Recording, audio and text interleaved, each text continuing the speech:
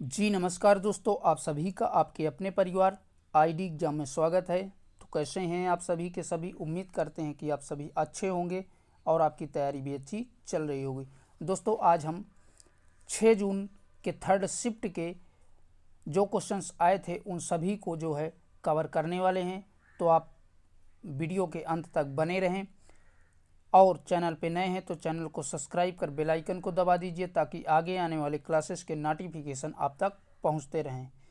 तो दोस्तों ये जो 6 जून को रेलवे एनटीपीसी थर्ड शिफ्ट का जो है पेपर जो आए हुए क्वेश्चंस हैं, आज उन्हीं क्वेश्चनों को हम कवर करने वाले हैं। तो चलिए दोस्तों क्लास को कंटिन्यू करते हैं। तो क्वेश्चंस कह रहा है, हाल ही में नरेंद्र मोदी को किस पुरस्कार से सम्मानित किया गया है? नोबेल शांति पुरस्कार से, doctor Martin Luther King's Junior Global Peace Award से, गांधी शांति पुरस्कार से, या इनमें से कोई नहीं। तो बताइए राइट आंसर कौन सा बनेगा। तो इन सभी में दोस्तों राइट आंसर आपका हो जाएगा option number B, doctor Martin Luther King's Junior Global Peace Award से जो है नरेंद्र मोदी जी को सम्मानित किया गया है। आइए देखते हैं अगले क्वेश्चन को। अगला क्वेश्चन है, निम्नलिखित में से पर्यावरण संरक्षण का प्रावधान किस में दिया है? तो बताइए भैया इनमें से किस अनुच्छेद में पर्यावरण संरक्षण का प्रावधान दिया गया है? अनुच्छेद 48 के ए में, अनुच्छेद 21 में, अनुच्छेद 45 में, या अनुच्छेद 73 के बी में। तो इन सभी में आपका राइट आंसर बनेगा ऑप्शन नंबर ए करेक्ट हो जाएगा। अनुच्छेद 48 के ए में जो है पर्यावरण संरक्षण का प्रावधान दिया गया है। और दोस्तों साथ ही बता दें कि इस टाइम में टीसीएस द्वारा जो है पॉलिटी से ज़्यादा क्वेश्चंस पूछे जा रहे हैं और पॉलिटी में अनुच्छेदों से जो है ज़्यादा क्वेश्चंस दिए जा रहे हैं।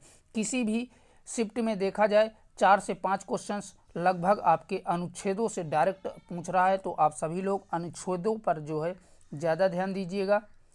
चलिए बढ़ते हैं अगले क्वेश्चन की ओर। क्वेश्चन कह रहा है, निम्न में से इमरीन समझौता कब हुआ था? 1947 में, 1950 में, 1946 में, या 1931 में। तो बात करें इरविन समझौते की, तो इरविन समझौता जो है 1931 में हुआ था। और अगर इसका स्थान पूछता है तो कहाँ पर हुआ था भैया? नई दिल्ली में जो है ये समझौता हुआ था। तो याद रखिएगा, ठीक है। हो सकता है अगली शिफ्ट में इसका स्थान पूछ ले। चलिए बढ़ते हैं अगले क्वेश्चन की ओर। अगला जो क्वेश्चन है, तराइन का प्रथम युद्ध किन किन के बीच में लड़ा गया था? तो बताइए भैया तराइन का प्रथम युद्ध किसके किसके बीच में लड़ा गया था? और ये रेलवे ग्रुप डी 2016 में भी पूछा हुआ क्वेश्चन है। तो ऑप्शंस कह रहा है गोरी और गजनवी के बीच में, दूसरा कह रहा है पृथ्वीराज चौहान और गोरी के बीच में, तीसरा कह रहा है पृथ्वीराज चौहान और बलवन के बीच में, और लास्ट कह रहा है इनमें से कोई नहीं। तो बात करें तराइन के प्रथम युद्ध की, तो ये जो है पृथ्वीराज चौहान और मोहम्मद गोरी के बीच में लड़ा गया था। तो ऑप्शन नंबर बी आपका राइट हो जाएगा। अगर इसका सन पूछता है तो 1191 ईस्वी में जो है ये लड़ा गया था। तो साथ में ये भी याद रखिएगा। आइए देखते हैं अगले क्वेश्चन को। अगला जो क्वेश्चन है, मेरा होई चोंगवा महोत्सव किस राज्य में मनाया जाता है? तो बताइए भैया मेरा होई चोंगवा महोत्सव किस राज्य में मनाया जाता है? असम में, नागालैंड में, मणिपुर में, या इनमें से कोई नहीं। तो इन सभी में आपका राइट आंसर हो जाएगा ऑप्शन नंबर सी करेक्ट हो जाएगा। मणिपुर में मेरा होई चोंगवा महोत्सव मनाया जाता है। तो ठीक है, ऑप्शन नंबर सी यहाँ से करेक्ट हो जाएगा, मणिपुर। अगला है, निम्नलिखित में से नीग्रो नदी की सहायक नदी है? मोस्ट इंपॉर्टेंट क्वेश्चन है दोस्तों। तो बताइए नीग्रो नदी की सहायक नदी कौन सी है? नाइजर नदी है, जम्बेजी नदी है, अमेजन नदी है, या नील नदी है?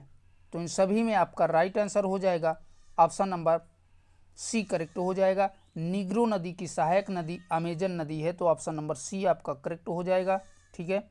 और अगर बात करें नील नदी की, तो नील नदी विश्व की सबसे लंबी नदी है, ठीक है। ये आपका 5 जून के पहले शिफ्ट का पूछा हुआ क्वेश्चन है कि सबसे लंबी नदी कौन सी है, तो नील नदी थी। ठीक है, तो दोनों के दोनों याद रखिएगा। इस प्रश्न का answer option number C, Amazon नदी।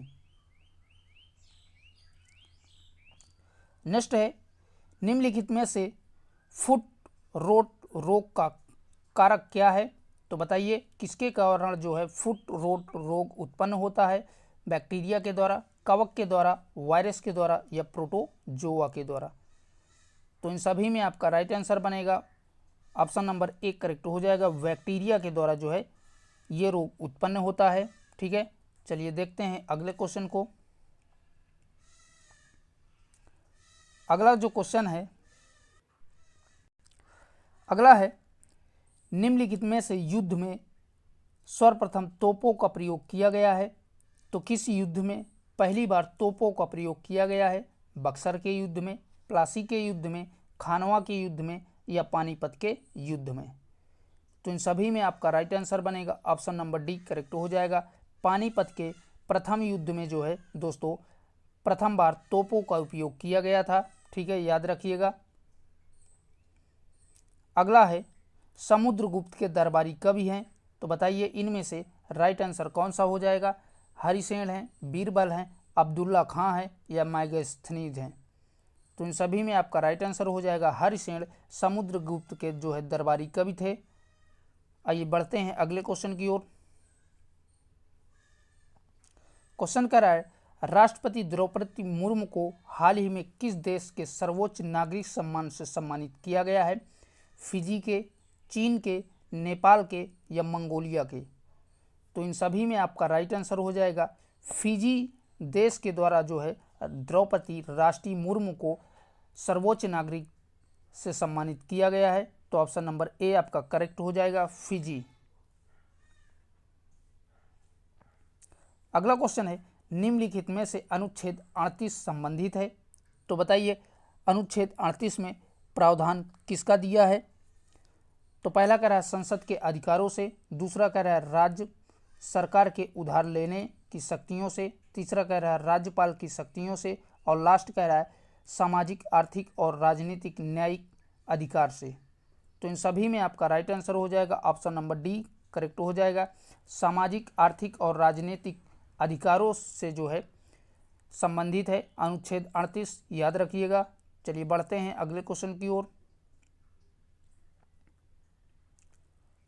क्वेश्चन कह रहा है, निम्नलिखित में से मोनापा जनजाति कहाँ पर पाई जाती है? सिक्किम में, तमिलनाडु में, अरुणाचल प्रदेश में या बिहार में? तो बात करें मोनापा जनजाति की, तो ये जो है अरुणाचल प्रदेश में पाई जाती है। ठीक है, ऑप्शन नंबर सी आपका करेक्ट हो जाएगा, अरुणाचल प्रदेश। नेक्स्ट है, बाजार प्रणाली व्यवस्था किस वंश में लागू हुआ था? तो बताइए भैया बाजार प्रणाली व्यवस्था किस वंश में लागू की गई थी? गुलाम वंश में, खिलजी वंश में, मौर्य वंश में या इनमें से कोई नहीं? तो इन सभी में आपका राइट आंसर बनेगा खिलजी वंश में जो है बाजार प्रणाली व्यवस्था लागू की गई थी। और साथ ही बता दें खिलजी वंश में ही सैनिकों को नगद वेतन और घोड़ों को दागने की व्यवस्था भी की गई थी। ठीक है, चलिए देखते हैं नेक्स्ट क्वेश्चन की ओर। अगला जो क्वेश्चन है कह रहा है ताशकंद समझौता कहाँ हुआ था? सीरिया में, म्यांमार में, मंगोलिया में या उज्बेकिस्तान में? तो इन सभी में राइट आंसर बनेगा ऑप्शन नंबर डी करेक्ट हो जाएगा, उज्बेकिस्तान में ताशकंद समझौता हुआ था। ठीक है दोस्तों, याद रखिएगा। चलिए बढ़ते हैं अगले क्वेश्चन की ओर। नेक्स्ट है, निम्नलिखित में से सल्फ्यूरिक अम्ल का रासायनिक सूत्र है? Hg है, CaCl2 है और H2SO4 है और लास्ट कह रहा है CaOH है। तो इन सभी में आपका राइट आंसर हो जाएगा सल्फ्यूरिक अम्ल का सूत्र H2SO4 होता है। ठीक है दोस्तों, चलिए देखते हैं नेक्स्ट क्वेश्चन को। क्वेश्चन कह रहा है विटामिन ए का रासायनिक नाम क्या है? तो ऑप्शन है रेटिनॉल है, थायमीन है, टेरोफेराल है और लास्ट कह रहा है बायोटीन है। तो इन सभी में आपका राइट आंसर हो जाएगा ऑप्शन नंबर ए करेक्ट हो जाएगा, रेटिनॉल विटामिन ए का रासायनिक नाम है। ठीक है दोस्तों, चलिए बढ़ते हैं अगले क्वेश्चन की ओर। क्वेश्चन कह रहा है रेलवे बोर्ड का नया अध्यक्ष और मुख्य अधिकारी किसे चुना गया है? तो रमेश कुमार सिन्हा को, सतीश कुमार को, विनोद यादव को या राजकुमार अवस्थी को? तो इन सभी में आपका राइट आंसर हो जाएगा सतीश कुमार जी को चुना गया है। ठीक है दोस्तों, तो ऑप्शन नंबर बी आपका करेक्ट हो जाएगा। और इससे पहले अगर पूछें तो विनोद यादव थे। ठीक है, चलिए बढ़ते हैं अगले क्वेश्चन की ओर। क्वेश्चन कह रहा है निम्नलिखित में से बल की बीमा है, तो आपको बताना है कि बल की बीमा इसमें क्या है। तो LT माइनस का 1 है, दूसरा कह रहा है MLT है, और तीसरा कह रहा है MLT माइनस 2 है, और लास्ट कह रहा है इनमें से कोई नहीं। तो इन सभी में आपका राइट आंसर बनेगा ऑप्शन नंबर सी करेक्ट हो जाएगा। बल की बीमा ML माइनस का 2 होता है। ठीक है, इसकी पावर माइनस की 2 होता है, याद रखिएगा। ML और इसकी पावर माइनस का 2 जो है बल की बीमा होती है, तो याद रखिएगा। चलिए बढ़ते हैं अगले क्वेश्चन की ओर। क्वेश्चन कह रहा है निम्नलिखित में से बख्त खां कौन था? तो बताइए भैया बख्त खां कौन था? तो पहला ऑप्शन कह रहा है अलाउद्दीन का सेनापति था, बहादुर शाह द्वितीय का सेनापति था, अंग्रेज सैनिक था, या बलवन का सेनापति था? तो इन सभी में आपका राइट आंसर हो जाएगा बहादुर शाह द्वितीय का सेनापति बख्त खां था, तो याद रखिएगा। आइए देखते हैं अगले क्वेश्चन को। अगला है कपास की खेती के लिए उपयुक्त मिट्टी होती है, मोस्ट इंपॉर्टेंट क्वेश्चन है दोस्तों। लैटेराइट मिट्टी, जलोढ़ मिट्टी, काली मिट्टी या बलुई मिट्टी? तो इन सभी में आपका राइट आंसर बनेगा ऑप्शन नंबर सी, काली मिट्टी जो है कपास के खेती के लिए उपयुक्त मानी जाती है।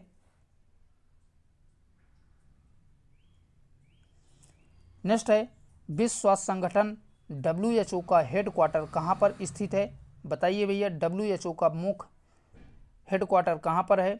जिनेवा में है, संयुक्त राज्य अमीरात में है, सिंगापुर में है, या ब्रुसेल्स में है? तो इन सभी में आपका राइट आंसर हो जाएगा ऑप्शन नंबर ए, WHO का मुख्यालय जिनेवा में है। ठीक है दोस्तों, अगला है निम्नलिखित में से गतिज ऊर्जा का सूत्र है। तो बताइए भैया, ये क्वेश्चन आपका NTPC 2016 और 18 में दोनों में पूछा हुआ है। तो ऑप्शंस कह रहा है K बराबर mv है, दूसरा कह रहा है K बराबर mv स्क्वायर है, तीसरा कह रहा है K बराबर हाफ mv स्क्वायर, और लास्ट कह रहा है इनमें से कोई नहीं। तो इन सभी में आपका राइट आंसर हो जाएगा ऑप्शन नंबर सी करेक्ट हो जाएगा। काइनेटिक एनर्जी का जो है फार्मूला अर्थात गतिज ऊर्जा का फार्मूला K बराबर हाफ mv स्क्वायर होता है। ठीक है दोस्तों, याद रखिएगा। चलिए बढ़ते हैं नेक्स्ट क्वेश्चन की ओर। क्वेश्चन कह रहा है निम्नलिखित में से लैन का पूर्ण रूप है? तो बताइए भैया लैन का पूर्ण रूप क्या है? ये कंप्यूटर का है क्वेश्चंस। तो ऑप्शंस कह रहा है हाइपर टेक्स्ट ट्रांसफर प्रोटोकॉल है, दूसरा है लीनियर टेरिकस टाइम प्रोटोकॉल है, और तीसरा कह रहा है लोकल एरिया नेटवर्क है, या इनमें से कोई नहीं। तो इन सभी में आपका राइट आंसर हो जाएगा option number C, local area network जो है लैन अर्थात LAN का पूर्ण रूप होता है। ठीक है दोस्तों, आइए बढ़ते हैं अगले क्वेश्चन की ओर। अगला क्वेश्चन है फायदोमीटर किसे मापने के लिए प्रयोग किया जाता है? तो बताइए भैया फायदोमीटर किसको मापने के लिए प्रयोग किया जाता है? द्रव का अपेक्षित घनत्व, दूध की शुद्धता, वायुमंडल में व्याप्त आर्द्रता, या समुद्र तल की गहराई? तो इन सभी में आपका राइट आंसर बनेगा समुद्र तल की गहराई, यही इसका सही जवाब हो जाएगा। ठीक है दोस्तों, फायदोमीटर द्वारा समुद्र तल की गहराई को मापने के काम में प्रयोग किया जाता है। नेक्स्ट है निम्नलिखित में से कतर की राजधानी कहाँ है? तो बताइए भैया कतर की राजधानी कहाँ है? दोहा है, ओटावा है, हवाना है, या लीमा है? तो इन सभी में आपका राइट आंसर हो जाएगा ऑप्शन नंबर ए करेक्ट हो जाएगा। दोहा जो है कतर की राजधानी है। ठीक है दोस्तों, चलिए बढ़ते हैं अगले क्वेश्चन की ओर।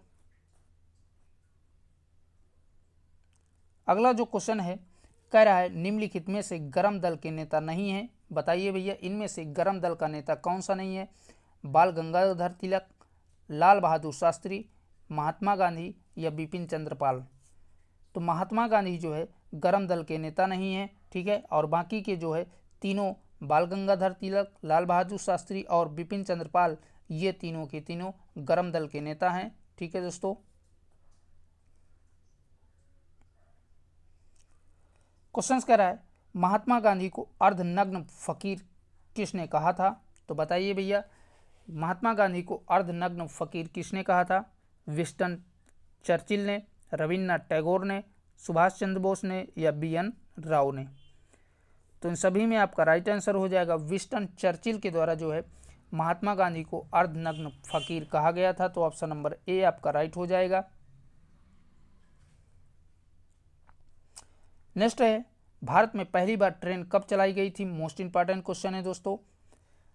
तो भारत में पहली बार ट्रेन 1853 ईस्वी में चलाई गई थी, जो कि मुंबई से ठाणे तक के बीच में चली थी, ठीक है दोस्तों। याद रखिएगा ये कई एग्जामों का पूछा हुआ क्वेश्चन है, खासकर रेलवे में ही तो पूछता है, ठीक है।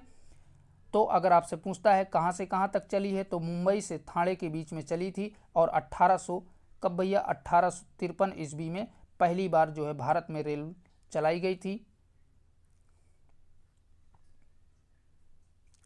नेक्स्ट क्वेश्चन कह रहा है हाल ही में दिल्ली के मुख्यमंत्री के रूप में किसने शपथ ग्रहण की है? तो अरविंद केजरीवाल, मनीष सिंह, रेखा सिंह, अजय चौहान। तो बताइए भैया हाल ही में दिल्ली के मुख्यमंत्री के रूप में किसने शपथ ग्रहण किया है? तो राइट आंसर हो जाएगा ऑप्शन नंबर सी करेक्ट हो जाएगा। रेखा सिंह जो है दिल्ली के मुख्यमंत्री के रूप में शपथ ग्रहण किए हैं, ठीक है दोस्तों। चलिए बढ़ते हैं अगले क्वेश्चन की ओर। क्वेश्चन कह रहा है निम्नलिखित में से विद्युत धारा की इकाई क्या है? तो बताइए भैया विद्युत धारा की इकाई क्या है? ये आपका RRB NTPC और ग्रुप डी दोनों का पूछा हुआ क्वेश्चन है और 2016, 18, 21 में ये पूछा हुआ क्वेश्चन है। तो बताइए विद्युत धारा की इकाई क्या है? तो विद्युत धारा की इकाई जो है एम्पियर हो जाती है, आप सभी को पता होगा, ठीक है। मोस्ट इंपॉर्टेंट है और ये आपका 6 जून के तीसरे शिफ्ट में भी पूछा हुआ क्वेश्चन है। चलिए बढ़ते हैं अगले क्वेश्चन की ओर। दोस्तों TCS का एक फंडा होता है, ये क्वेश्चन रिपीट बहुत करती है, तो याद रखिएगा जितने भी एनालिसिस आप देख रहे हैं ये कहीं ना कहीं किसी न किसी शिफ्ट में क्वेश्चंस कोई ना कोई क्वेश्चन रिपीट जरूर होगा, तो ये जरूर आप लोग याद रखिएगा। नेक्स्ट है जजिया कर को पूर्ण रूप से किसने समाप्त किया है? तो ऑप्शंस कह रहा है अकबर ने, दूसरा कह रहा है मोहम्मद शाह रंगीला ने, तीसरा कह रहा है शेर शाह सूरी ने और लास्ट कह रहा है इनमें से कोई नहीं। तो बताइए भैया जजिया कर को पूर्ण रूप से किसने समाप्त किया था? तो राइट आंसर बनेगा option number B, Mohammad Shah Rangila के द्वारा जजिया कर को पूर्ण रूप से समाप्त कर दिया गया है था जो है, ठीक है। चलिए बढ़ते हैं अगले क्वेश्चन की ओर।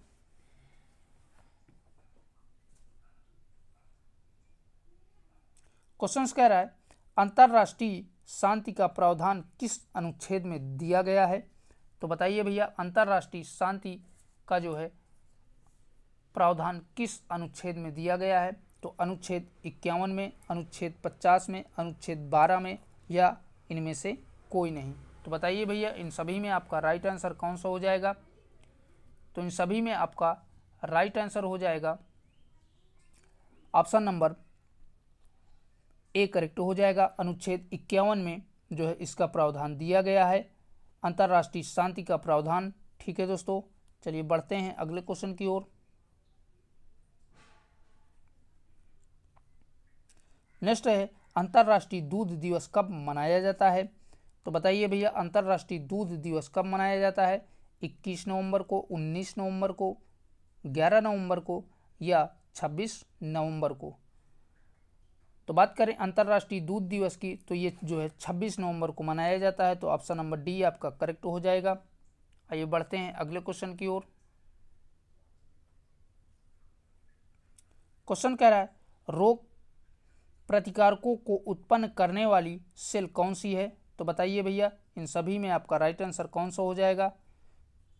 लाल रक्त कणिकाएं, दूसरा है न्यूट्रोफिल, तीसरा है श्वेत रक्त कोशिकाएं और लास्ट कह रहा है प्लेटलेट्स। तो इन सभी में आपका राइट आंसर बनेगा ऑप्शन नंबर सी करेक्ट हो जाएगा। श्वेत रक्त कणिकाएं यही जो है रोग प्रतिरोधों को उत्पन्न करने वाली सेल कहलाती हैं। ठीक है दोस्तों, चलिए बढ़ते हैं अगले क्वेश्चन की ओर। क्वेश्चन कह रहा है आरबीआई ने लगातार 9वीं बार रेपो रेट में कोई बदलाव नहीं किया है, रेपो रेट कितनी है? मोस्ट इंपॉर्टेंट क्वेश्चन है दोस्तों, करंट अफेयर का है। कह रहा है कि आरबीआई ने लगातार 9वीं बार रेपो रेट में कोई बदलाव नहीं किया है, रेपो रेट कितनी है? तो पहला कह रहा है 6.25%, दूसरा कह रहा है 6.50%, तीसरा कह रहा है 6.75% और लास्ट कह रहा है 7.00%। तो इन सभी में आपका राइट आंसर हो जाएगा ऑप्शन नंबर बी करेक्ट हो जाएगा। 6.50% आरबीआई ने के जो है रेपो रेट है इस समय वर्तमान में। चलिए बढ़ते हैं अगले क्वेश्चन की ओर। क्वेश्चन कह रहा है कौन सा राष्ट्रीय उद्यान भारत के दूसरे तितली विविधता केंद्र के रूप में उभर कर सामने आया है? ये भी आपका करंट अफेयर का क्वेश्चन है दोस्तों। तो बताइए भैया राइट आंसर कौन सा बनेगा? काजीरंगा राष्ट्रीय उद्यान, केवलादेव राष्ट्रीय उद्यान या पेरियार राष्ट्रीय उद्यान या राजाजी नेशनल पार्क? तो इन सभी में जो है राइट आंसर बनेगा तितली विविधता केंद्र के रूप में काजीरंगा राष्ट्रीय उद्यान जो है उभर कर सामने आया है। ठीक है दोस्तों, तो ऑप्शन नंबर ए आपका करेक्ट हो जाएगा, काजीरंगा राष्ट्रीय उद्यान। अगला है भारत के प्रधानमंत्री ने किस राज्य में बंजारा विरासत संग्रहालय का उद्घाटन किया है? तो बताइए भैया प्रधानमंत्री नरेंद्र मोदी जी द्वारा बंजारा विरासत संग्रहालय कहाँ पर जो है खोला गया है?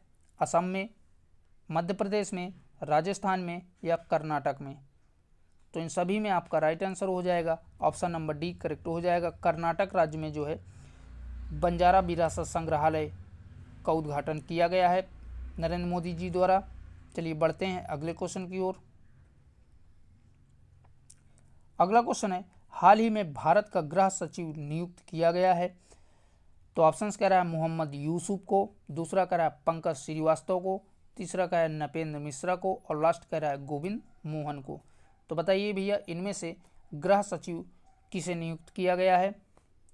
तो इन सभी में आपका राइट आंसर हो जाएगा गोविंद मोहन को गृह सचिव के रूप में नियुक्त किया गया है। ठीक है, चलिए बढ़ते हैं अगले क्वेश्चन की ओर। क्वेश्चन कह रहा है शुद्ध जल का पीएच मान होता है। तो बताइए भैया शुद्ध जल का पीएच मान क्या होता है? 7 होता है, 7 से अधिक तथा 8 से कम होता है और तीसरा कह रहा है 2 से ज़्यादा लेकिन 3 से कम होता है और लास्ट कह रहा है 1 से कम तथा 0 से अधिक होता है। तो इन सभी में आपका राइट आंसर हो जाएगा शुद्ध जल का पीएच मान 7 होता है। तो ऑप्शन नंबर ए आपका करेक्ट हो जाएगा। ठीक है दोस्तों, आइए बढ़ते हैं अगले क्वेश्चन की ओर। क्वेश्चन कह रहा है दाब बढ़ाने पर एक तरल का क्वथनांक डैश है। तो क्या रहता है भैया? घटता है, बढ़ता है, अपरिवर्तित रहता है, कोई परिवर्तन नहीं। तो इन सभी में आपका राइट आंसर हो जाएगा ऑप्शन नंबर बी करेक्ट हो जाएगा। दाब बढ़ाने पर किसी भी तरल का क्वथनांक बढ़ जाता है। ठीक है दोस्तों, तो ऑप्शन नंबर बी आपका करेक्ट हो जाएगा।